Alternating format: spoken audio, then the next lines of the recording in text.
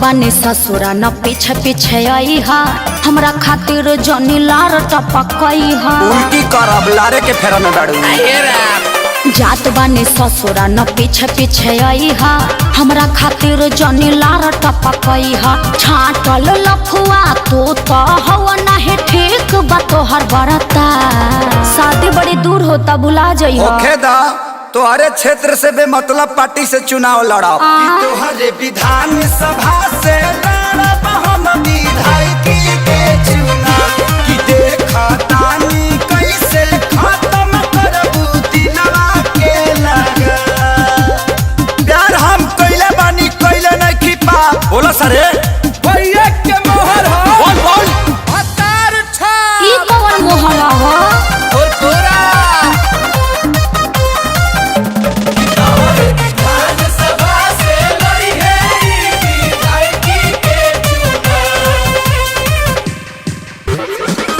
लोरावा निकलो ताटे हमारा हो नैन से। बड़ा दुख बा लागता कि रहे न देब पिया घर चैन से।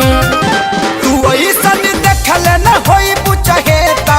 प्यार में पगला के बना बनेता। काहे दे तो बाड़ा बोला कोमल दिलवा में घा।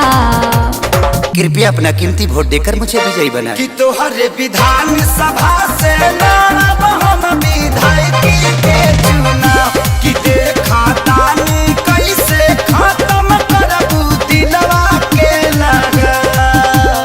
डिब्बा में के खेसारी भैया होवे हमर बोला सरे। आँखों में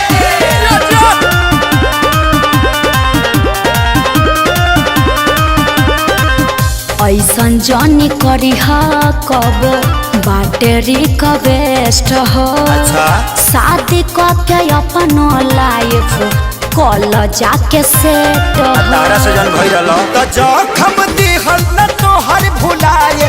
भौजी भौजी कह के वोट मांगे जा।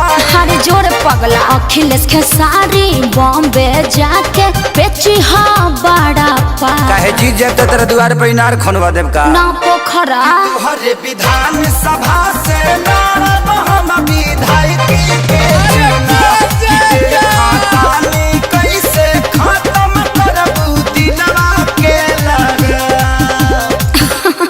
बड़ा पागल प्रेमी तू हूँ। नए वीडियो और वेब सीरीज देखने के लिए अंगूर ऐप डाउनलोड करें और इस ऐप को डाउनलोड करने के लिए नीचे दिए गए लिंक पर क्लिक करें।